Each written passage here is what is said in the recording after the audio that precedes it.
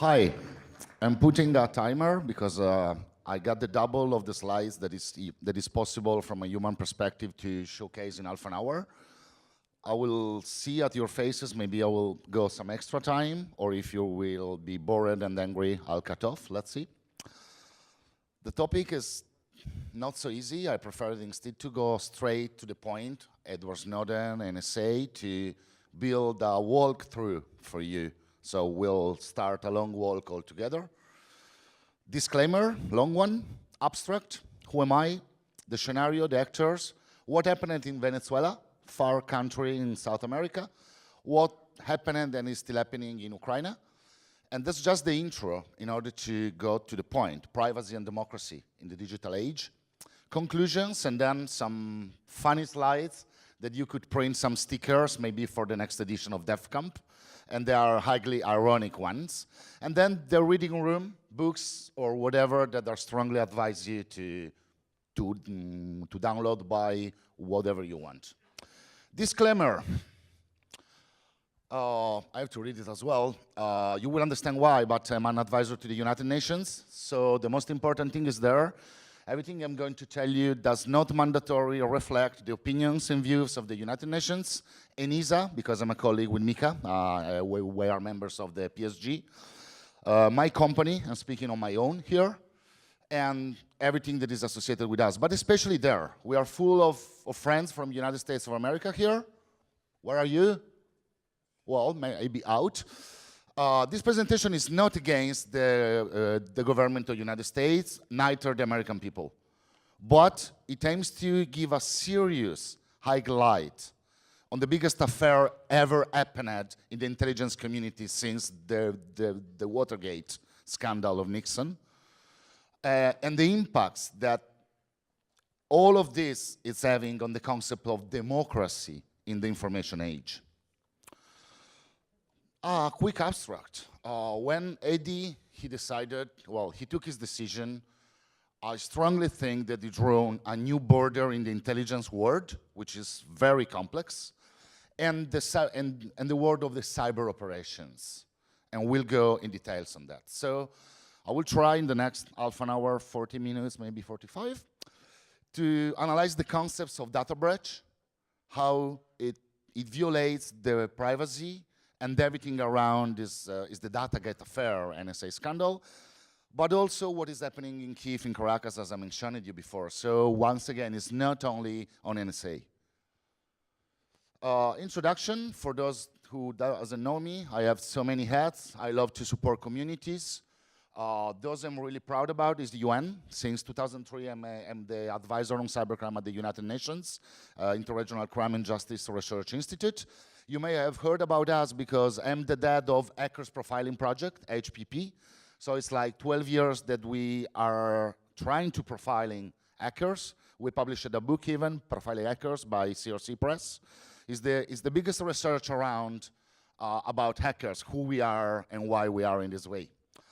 I'm very proud to be at ENISA since 2010. I'm a good friend to Steve Santorelli at Team Kimru. Emmanuel Gadaixas Telecom Security Task Force. I'm in the board of OWASP Italy. I'm the cultural attaché. This is so sexy. Cultural attaché for IPWG.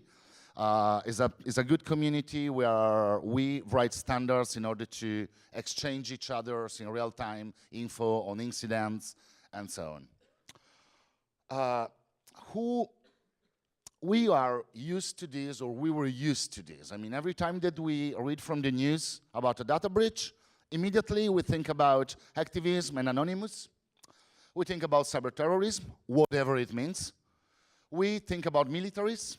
We think about oil and gas, finance, banks, and the invisible hand that is stealing you something. This is so standard. I mean, I think from a psychological perspective, this should be at least the 6 things that pop to your mind immediately. Until this guy, he took a dramatic decision. I think it's better that all of us, we stop dreaming. If we really want to outperform our adversary, our enemy, first of all, we should know who is the enemy. And all the times that we speak to the customers as professionals, well, it's hackers. Hackers, I don't think it means anything anymore, really. There are more kind of hackers and justifications and something that I will show you a small extract from Hackers Profiling Project. But the concept itself of a secure box doesn't exist anymore, or maybe it ever existed at all. Why? Because we all know that the vulnerabilities are brought in by the vendors. Now, I saw the sponsors here, so it's better that I don't mention a couple of. But I was in a small hacking conference in France, in Bordeaux, and a guy, he jumped on the stage and said, well, you know, in my free Friday nights and weekend, I run some reverse engineering, and he showed in half an hour how he was able to fully own the most sell AV solution in the world. In a single click, to be able to contagiate, to send the evil things to millions of clients.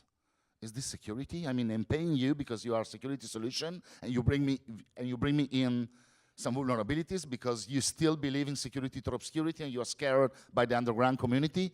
Fuck off. All of this goes to the 0 days market then, because it's very rare, or just the good people, the good souls, as we are, all of you, right? We disclose. We love the full disclosure. But you may remember that a few months ago, the guys that founded Full Disclosure, they decided to close it. That's something terrible for the security community. No one is saying anything about that.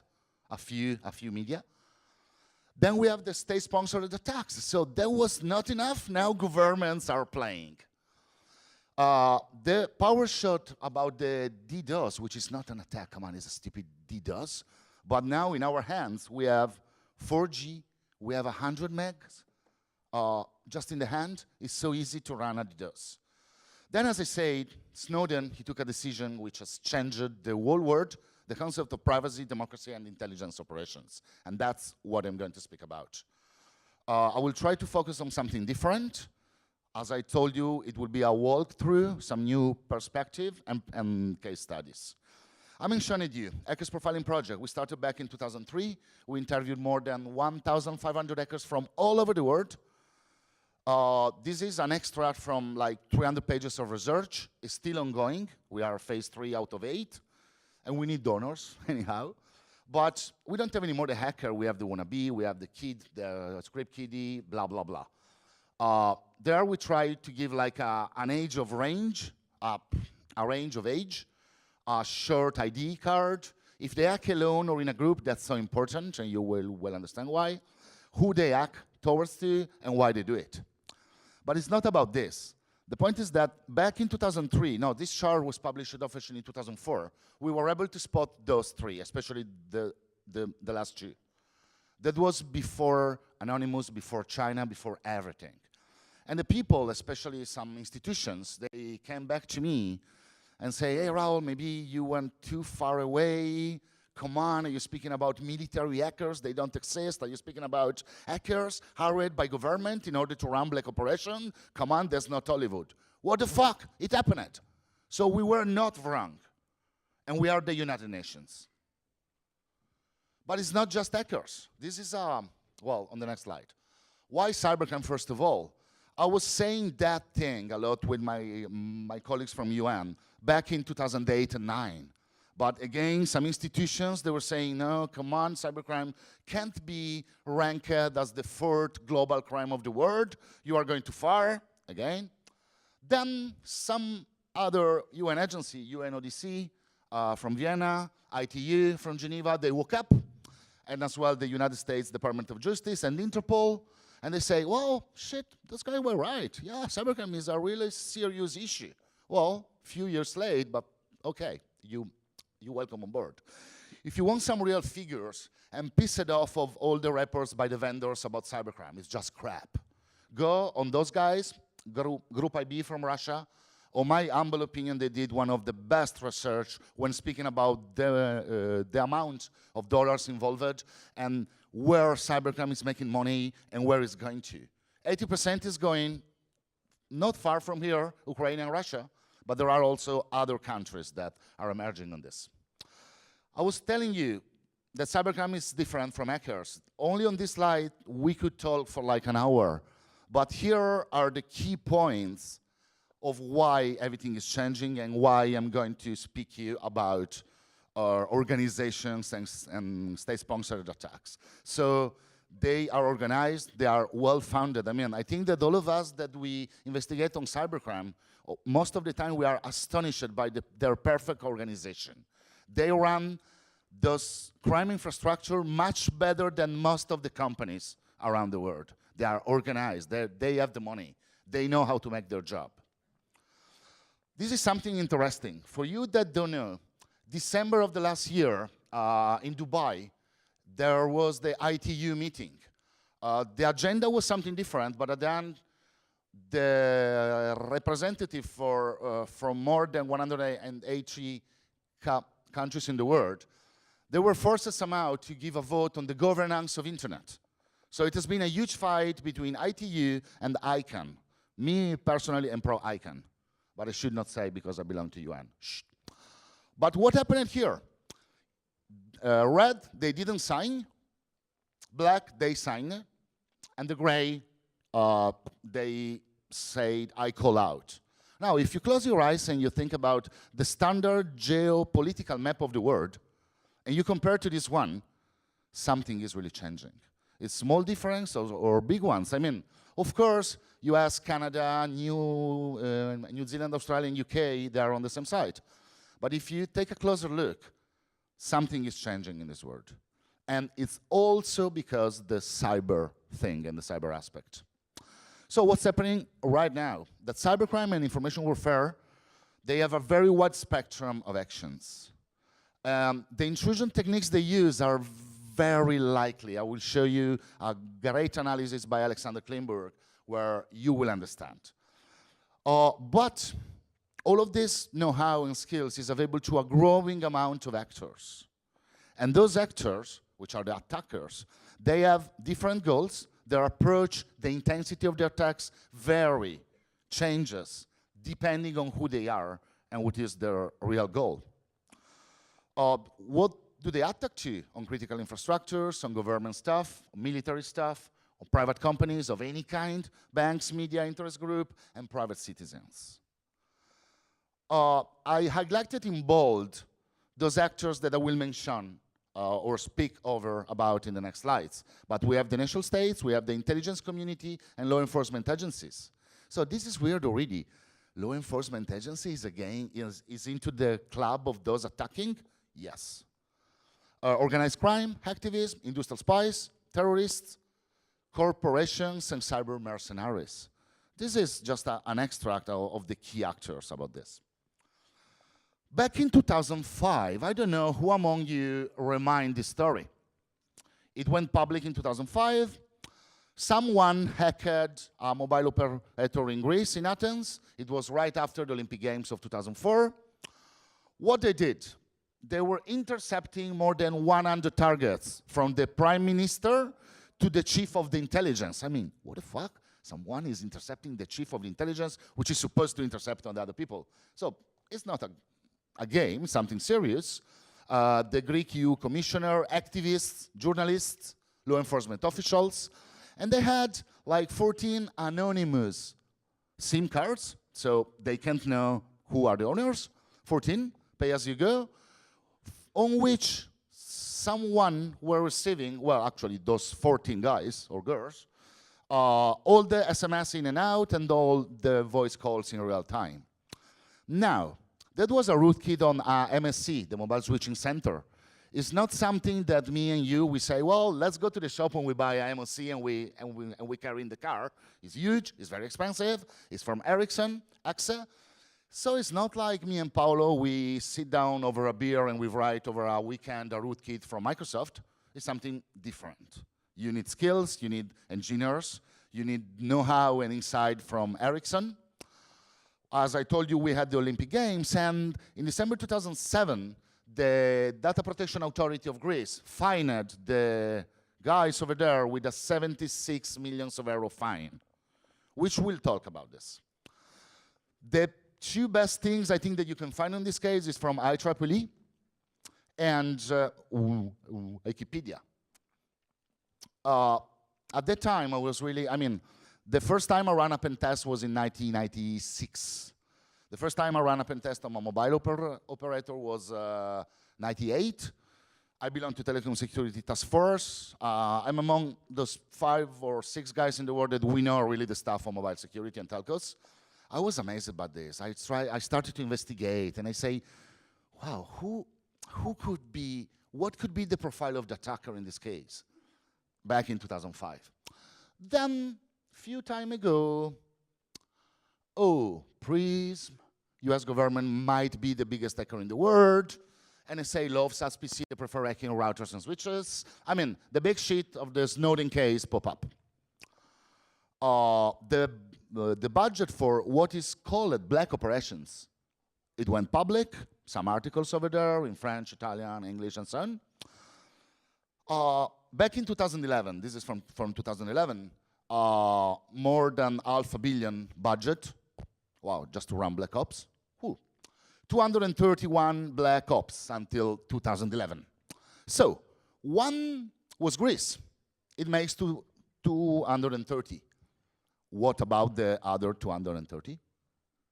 How many mobile operators we have in the world? 197 countries, or 98, depends on you. An average of 2 mobile ops every country, but can be more or less. Wow, it's a lot. All the agencies involved, the intelligence community from US, the targets, highest priority, Iran, China, Afghanistan, North Korea, Syria. Wow, that's good. I mean, they do hack in order to protect all of us against the terrorism. This is very good. I don't want a bomb to come in Bucharest or in Torino. That's good. Russia, maybe it's not about terrorism, but we'll see.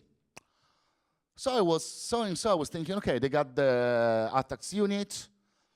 They officially claim that they hack into foreign boxes in order to spy contents and controlling functions. But come on, they are our friends, allies, and they are defending us. They will never do anything wrong on allies. We are allies to that country. Then, September 2013, we got a big problem. The mobile operator from Belgium, they realized and officially claimed to the press that they've been hacked, they've been exfiltrated. The evidence points out to GCHQ, the intelligence of UK, and NSA. Now, the Belgacom is the provider of the European Commission, is the provider, as far as I know, of ENISA as well. Me and Mika, we are not terrorists. I don't think in Brussels there is any terrorist at the European Commission. Maybe there are some idiots, but not terrorists at all. UK, Belgium, European Union, an ally, a member, and you are hacking another member? This is totally unlaw. This can't be allowed, but it happened. And it happened who knows when. And then over the last days, all the world is speaking about Origin, a new malware, and we said with Mika that the first sites were already back in 2003, then 2005, then they disappeared, and then they pop up again. And it's targeting also mobile targets. There is something more. This is from the last year at DefCamp. Yes, please, sir. I would be very curious to know. So, in the previous slide, you said that there were specific evidence that pointed out that GCHQ was the culprit. And I would be very, very interested to know what that evidence was. The specific evidence I will quote at the end of my presentation. That's why I know that there will be a little bit longer. There was the great talk by Hipponen from F-Secure at TED, and he showed it, but I have them as well. 3 slides from an internal presentation at GCHQ that they went out to public, where they proudly claimed, wow, we got in, now we are doing some escalation thing, and we are owning that and that and that. So it's not some rumors. There are 3 slides that they went out from the Council of UK and are public. The code name on the slides were something like BRA something. Yeah. But as I told you, this is only a kind of introduction. The last year, certainly with you, we had a great roundtable about this. So in the Netherlands, the police was trying to ask for a special law, to push for a special law, in order to allow the police to hack your computer if you are from the Netherlands, because maybe you are a suspect, maybe. But no matter if your computer is not from our country, meaning from Netherlands, it may be from Romania. They wanted the law to authorize the police to hack your computer because possibly you are a bad guy. If they mistake, oops, sorry. If they would do any damage on your data, oops, sorry. So once again, this is against all the European laws we have. We had a great roundtable on that, I remember, and thank you again so much for that. Ironically, this year, the Romanian intelligence service tried to push a bill that would allow them to hack into your computer if you're infected with malware, to access your computer, not to hack. If you're infected with malware, to gather evidence. Yeah. So it's just the same thing, but applied to Romania. It doesn't really matter. Last year when we had this roundtable, we were discussing this in terms of the Netherlands and what the Dutch were doing, and some people here said, well, these are the Dutch, why does it affect us? And now this year, the Romanian Secret Service, Intelligence Service wanted basically to do the same thing, maybe not for persons, but for companies, but it's something very similar. So it shows that law enforcement agencies are seeking such powers on national level and a European level because Europol is supporting this idea of cross-border, something like the Schengen Agreement has this hot pursuit stipulation where the law enforcement of a country is allowed to go into another countries in pursuit of a car or some criminal if they cross the border. They want to do something like that for cyberspace. And this, as you said, and as we said the last year, I'm not concerned only about what they are trying to do in Netherlands, but hey, all the governments are the same. If government A did that, government B will eventually try to do it. Indeed, in Romania they did. Yes, sir.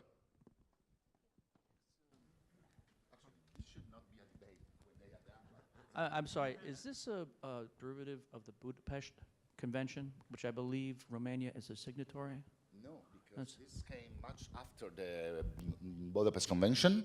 As UN, well, without the head of UN, I can tell you that the Budapest Convention is totally useless against cybercrime, totally. It's a good thing that we have it. It's better than nothing, but the guys that fight cybercrime every day, as I do, we know that it doesn't change anything at all. Especially when the investigation on pedopornography leads you to Kiev, and in Ukraine, it's not a crime to exchange a picture of a 5-year-old girl abused. It's a crime if they sell it. But as investigators, we should be able to prove the exchange of money, which you know is the hardest thing ever. Especially when your things that you work on, they lead you in Russia, where the 50% of FSB is corrupted. And they work together with the kingpins of cybercrime. But again, to go to the point, these powers would not only cover computers located in the Netherlands, but also computers located in other countries, and the location of those if the location of those boxes cannot be identified. This is scary, scary. But again, it's not the point. In 1984 time, they published the, I mean on the front page, Orwell and the Big Brother. Then the person of the year was ex-President Obama. That's from the movie. So I wonder myself, here I'm starting to be ironic because, come on, all of us is tired and the lunch is closed. They gave him the Nobel Prize for the Peace. Why don't all of us call Edward Snowden to get the Nobel Prize for the Peace? Because I'm serious here. I mean, half ironic and half I'm serious. If they give it to him, I don't understand why we may not think about to give him, to assign it also to Edward Snowden. But let's go serious. This is from a book in India. As far as I know now, it's out of the market, has been sized. And there was this campaign, hey, we got a new game to play, Cyber War. Yo, it's a child play now. Have you ever analyzed all the hundreds of defacements every day from India to Pakistan, between the two? Most of the cyber gangs are kids that they enjoy just to run a defacement and to raise the flag of their own country. This is the slide I mentioned you at the beginning, making cyber war, whatever it means. This is from the great Alexander Kleinberg. He analyzed the time efforts of the adversary. Because most of the people, especially the generals, they think, well, cyber war, click, boom. No, the boom is the 5%. You have intelligence and logistics, 40%. You have to live discover the systems, 5% or whatever. You have to running really detailed setup, then testing and practice, and then execute the attack. To be more clear, these are some extracts that we did with Alexander on that. And at the beginning, I told you, there are not huge differences between cybercrime and information warfare. That's what is scaring me, the thin border between those two words that should never collapse together, but it's happening. So in red, I highlighted, a few things. I'm sorry, whenever you rent a botnet, whenever you purchase at a kit, whenever you find or trade a good command and control server, whenever you purchase 0 days or certificates, Stuxnet, that's from cybercrime. Let's stop kidding. In Ukraine, there are 4 factories, private companies, that they produce malware on demand for governments. We know it, but they're still there. Just an example to be even more clear, when I say background info on a target organization chart, this is the only slide I will not publish. I was running an OSINT class, and I asked it to my students, okay, target Iran, Stuxnet is over, those guys will never pick up again a USB key, sorry, it's game over. Find another way, please. Only through OSINT, identify the targets. So where is the yellow? We were full of notes. And it's very interesting to understand that some of the employees of the target company, they are as well from the academic world, they do R&D at private companies, blah, blah, blah, blah, blah. So just as the presenter before he showed, a client-side attack could be a good way in order to get in. But it is only an example. Scenarios. In these days, over these 2 days, we spoke about 0 days. So let's see that you are a lead researcher, you find a lead 0 day, the one of your life. So to who you could buy, trade, or whatever you want the stuff. I mean, who could trade or buy from you that stuff that you find, crown jewel. Some hacker folk, which eventually may decide to not be very fair with you, very transparent, very clear, and resell to IT vendors. And I remember another presentation from yesterday where they explained why. Security companies, because they want to have one more day when the customer is buying up and testing from them, so it's to distinguish from the other competitors or whatever. Big internet players, we know FB and Google, they pay for you if you have some 0 days interesting to them. The brokers, as our friend from Israel mentioned it yesterday, law enforcement agencies, intelligence agencies, those companies that they sell to those two, the LI thing, so the state interception, the cybercrime and organized crime. I don't know who of you knows what is really happening in Mexico. There are some drug cartels that got more economical power than few countries in the world. And they hire, pay, or kidnap, expertise, IT engineers, TLC engineers, in order to do their stuff. So I was amazed when I realized that in Mexico, the market for LI is really small. So then it happened to me to speak with a couple of judges from there, and they told me, well, Raul, it's kind of no sense to buy products in order to intercept the bad guys, because the bad guys, they set up their own operator for the task they need to accomplish, and then they shut it off. Wow.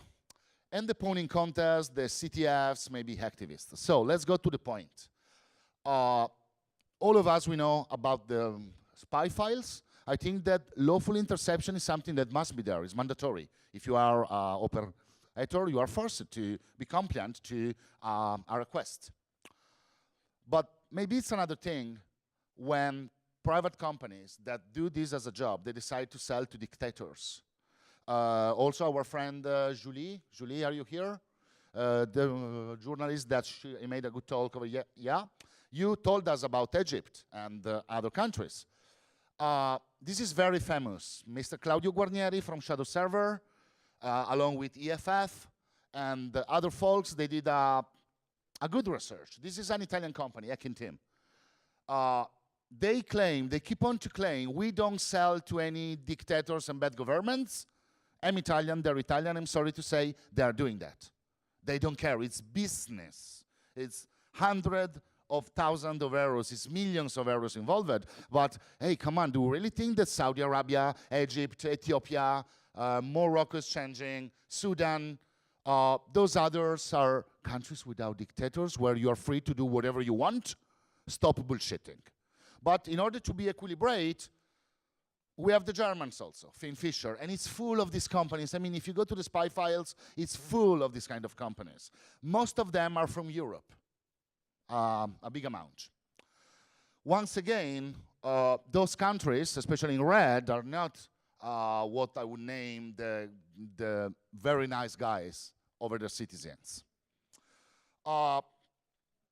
Another man on which we may have the next year a presentation on, about, he said that mass interception of entire populations is not only a reality, is a secret new industry that's spanning around 25 countries, at least, I would add. The business, we're speaking about $5 billion a year. It's not peanuts. Only in Italy, because I asked around, is 300 millions of euros a year right now.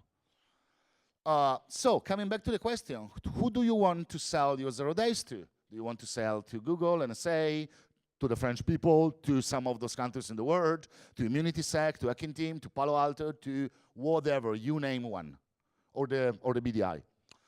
But as I told you, there are also the pawning contest. You can stop the black market. Don't buy or don't sell. It's very easy. But who is taking the decision? So, as again, our friend from Israel, he mentioned yesterday, this was a famous article on shopping for the 0 days, a price list, blah, blah, blah, appeared on Forbes in 2012. So, of course, all of that now it's not there anymore. It was up. But I want to bring you to another point before we go to the real point. This is, I don't know, many of you are contacted on LinkedIn or whatever by weird guys because they see that I do brokering on 0 days, so they contact me. This was a guy from India, from AppPin Security.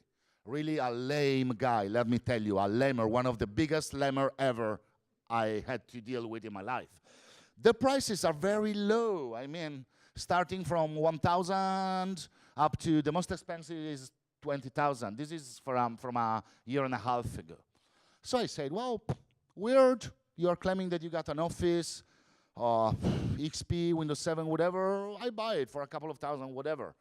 He sent me a new day that into his mind, the target should click on a .x file in order to get contacted, to be exploited.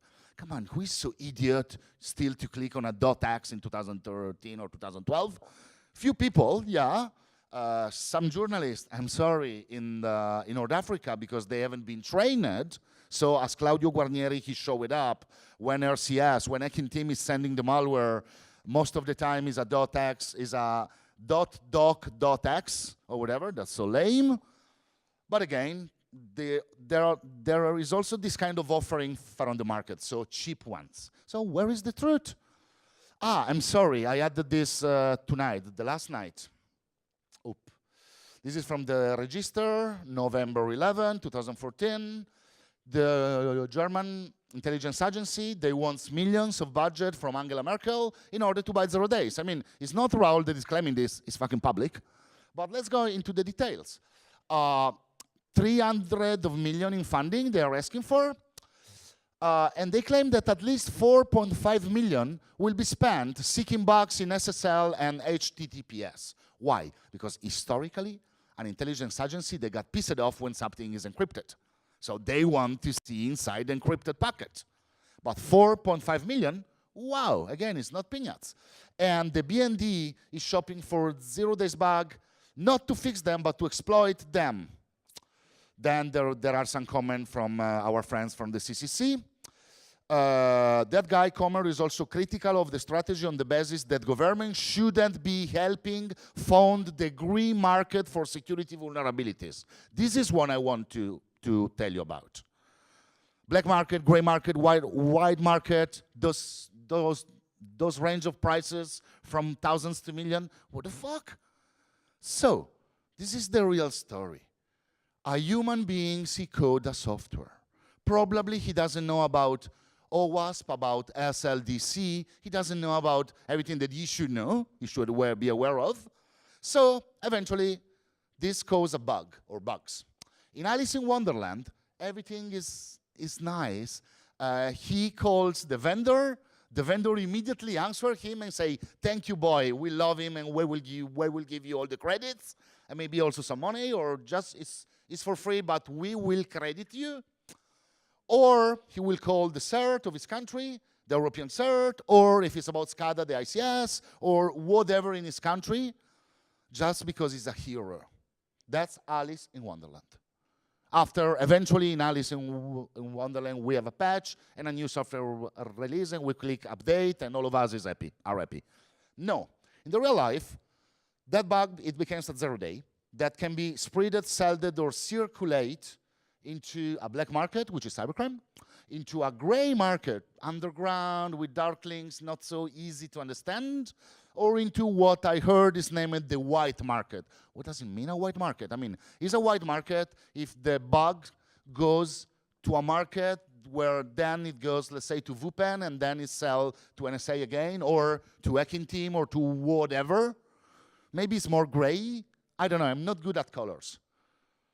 But I decided to take another approach. So, no matter what is the vulnerability, Adobe, whatever, is there a public knowledge of the vulnerability or not? I mean, is there a CVE? Yes or no? Yes, no. If it's a no, no matter to who you are going to sell that vulnerability to, that's another point of evaluation, there will be a per 2 until a per 10 increase of the value of that.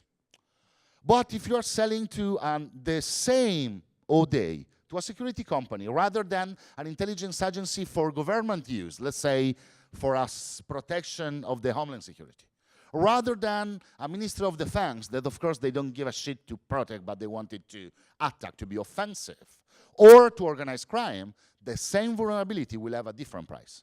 And a second perspective is here. We still have the same column, but is a vulnerabilities that is relying on the OS, as I was asking to our friends from Israel and Austria, so why most of the malware right now is on Microsoft and is not on Sun Solaris or whatever. So OS depending. Is it an MGA like it's Adobe? Adobe, in the last 12 months, the prices of vulnerabilities for a Flash player, they went down. Who still is on Flash player? It's so lame. But Adobe for the PDF, wow, yeah, it still has a good price. Or SCADA stuff. Then still the kind of buyer, and then the code of the ODA and the POC has got a range. But let's go to the point. Back in 2007, how many of you remember the name of Nikolai Kuryanovich? He was at the Duma in Russia. He said in the very near future, many conflicts will not take place on the open field of battle, but rather in spaces of the internet, fought with the aid of information soldiers, which are hackers. This means that a small force of hackers is stronger than multi-thousand force of the current armed forces. 2007. What happened in 2007? Like Estonia? Rings a bell? So that guy was really right. He was right. He had a long perspective. Another thing that I advise you to take a look from activity in Hungary, a hacking event, back 2 years ago, this guy, Xaba, he made a great talk. I think it was 3 years ago. He asked to the audience and to some governments and to underground hacking community of Hungary, should we consider hackers as the enemy troubles or a national resource, an opportunity for the governments? Because it's a few years that we began to hear about the concept of patriotic hackers. And once again, if we carefully analyze India and Pakistan, they're doing something like that, even maybe in the wrong way, not error-free, but they're doing it. Think about the bloggers, think about North Africa, Egypt, Tunisia, Morocco, Gulf area, Iran and Twitter. What is happening over there? What is happening over there? So the cyber element can really influence and change that map of the world that ITU show it up. It's different now. This is from a long time ago. The US, they knew. So already FBI, already in 2004, they were hiring hackers. Then we had our friend Muj, that he went to the DARPA. We had, well, plenty of my friends from US are, officially or not, they do something in some agencies. Most of the time when they don't post anymore and they disappear or astray, they have a low profile, something happened and they got hired. But that's normal. But let's turn the page and go to the next page at the end. In Caracas, this is in Italian, but easy to understand. The government, when the riots was there on the last December, they blocked the Pastebin and Twitter. They seized the press cards from CNN journalists. The government of President Maduro, they decided to censorship the media and so on. Hey, it's very easy to read such an article. So we say, so what? So what? So this was happening in that country. And they blocked all the pictures, all the evidences. And this is people like you and me. I really don't accept this. I don't. I mean, I don't deal with the decision of a government, especially if it's not mine, but I cannot access this. Because there were people like us. I'm sorry. And this is, everything is starting, don't forget, I'm not a political guy, I'm a technical guy, I'm a geek, as you are. So everything still, there is mention on Twitter, Zello and Pastebin. So let's go on. Operation Venezuela by Anonymous. I don't like Anonymous. I don't think they have a good attitude or whatever. But in this case, they've been the only one to do something against that government. So kudos in this case. Much more. But then let's go to Ukraine. In Ukraine, they had a big square in Kiev, and they had a demonstration. All the citizens, they went to downtown to demonstrate. Like a parade, but it's a spontaneous parade. Before of this, the MNO, the mobile operators over there, they claimed that they were hacked. So once again, maybe we are still at 230. Maybe now we are 229. Who knows? But if you were in that square, and you had a cell phone on you, because the cell phone is the most intimate thing that you wear every morning, all the day, along with you, and the night also. They received this SMS. I don't speak Russian, so he say, dear recipient, you are registered as a participant in this demonstration. Period. They use the technology, I mean, HLR queries, whatever. The BTS is telling me that this IMEI, that this email is here and this SIM number is here. But it's very scary. I mean, they're not telling you can't go to demonstrate. They are saying, we know. And you know that we know. So, this is again one slide over which we may have a good debate for half an hour, but now I really have to finish. But, in my opinion, this is a research from my team. We're speaking about cyberwar, adversarial governance, soft cyberwar, and cooperative governance. And we have attention all over the world, and we have those actors that are trying to regulate. So, in my humble opinion, we may put right now Kyiv over there, and Kyiv and Caracas for different regions over there. But let's go to the final point.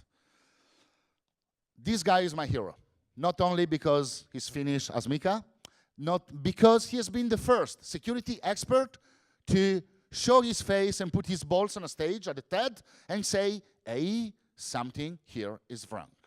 He made a great talk at TED that is available there. This is from me, then I will quote to Miko. We have the stickers and it's over.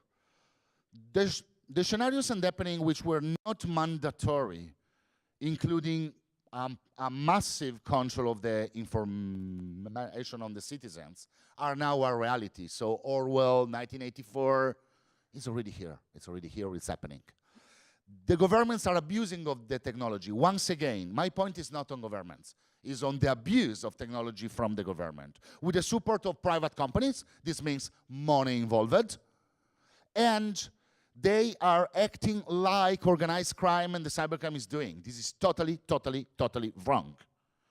We must do something now, and why? I was trying to build some slides, and then I said, hey, he said already the best ever. He said, are the Americans ready to throw away the Constitution, throw it right into the trash, just because they are terrorists? And the same thing with the Bill of Rights and the amendments, and the Universal Declaration of Human Rights, the EU Convention on Human Rights, and the fundamental freedom and the freedom of press. Do we really think terrorism is such an existential threat that we're ready to do everything at all and throw everything away? Thousands of years of history? And then he said, privacy is not negotiable. Privacy is not something that has got a price. No negotiation, sorry. It's my privacy, it's my stuff, it's my life. It should be built into the systems that we use. The surveillance changed the history. I mentioned at the beginning the scandal with Nixon and the Watergate. Imagine if a man such as Nixon, he's still alive. Imagine if he would have this kind of surveillance tools that are available today. And then he ends up with a quote of Ms. Rousseff, the president of Brazil, still re-elected. She was one of the targets of the surveillance of NSA, but again, NSA, XXX, I don't care. Our president was intercepted. Angela as well. Her emails were read, and she spoke at the headquarters of the UN in New York, and she said, this is gold. If there is no right to privacy, there can be no true freedom of expression and opinion, therefore no effective democracy. This is what I'm talking about. This is why I'm stealing 5 extra minutes. It's about this. And the privacy is the building block of our democracies. And if you don't care about someone that is into politics, this guy is like us, is Marcus Renum. Okay? He's a guru. He's a geek. And he's saying, he's very strong. The United States right now is treating the internet as it would be treating one of its colonies. I heard this also from Mika. So we are back to the age of colonization, and we are the foreigners, users of the internet, which is like the 96% all over the world. So we are the more and not the smaller. We should think about Americans as our masters. He's very strong, but I can't answer that he's wrong.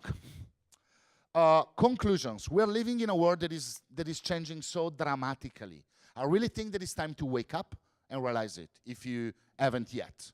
We still trust too much on third parties. The free Wi-Fi, wow, I connect, all the apps are secure, Big G, Google, vendors, NSA, whatever. We don't consider poor gold our information, that again, everything is about us. The European community must do something. The parliaments of each European member state should do something, no matter if it's Finland, Italy, Romania, whatever. They must do something. We must force our political guys to do something. The laws and everything that we mentioned before, even the Budapest thing, the rules of engagement, when it's cyber, they must be revised. Anyhow, we lost the privacy already a long time ago, so I don't see the point. Against obscure powers, like NSA, we can't do, come on, it's an intelligence agency, it's their job, they got the biggest budget ever in the world, but they have been hit somehow. But I really feel, and this is the final thing of my talk, that we are seriously close to a no return point. We want to do something or not. I promise you the stickers just to have fun. I don't think that a free society is compatible with an organization like the NSA in its current form. You can print it and stick around your laptop. Exposing NSA surveillance since 2007 from our friends the Simpsons. The NSA, the only part of government that actually listens, which is very ironic. And the last one, yes, we scan. Yes, we scan. So, guys, these are the books I told you, are really advised by Claudio Guarnieri that I mentioned before and other friends from Citizen Lab and the Moon School of Global Affairs in Toronto. That stuff, a paper over there. I was reading the book by Greenwald on Snowden. It's very interesting. I discovered things that I didn't know. The kingpin is on cybercrime and whatever is out here and there. So I hope the ones in red are those that I really strongly advise you to take a look and read about. Thank you once again. If you have questions, or by the way, she decides. Questions after the break, because we are half an hour delay. Okay. It was a great presentation. Thank you so much. Thank you, guys. Thank you.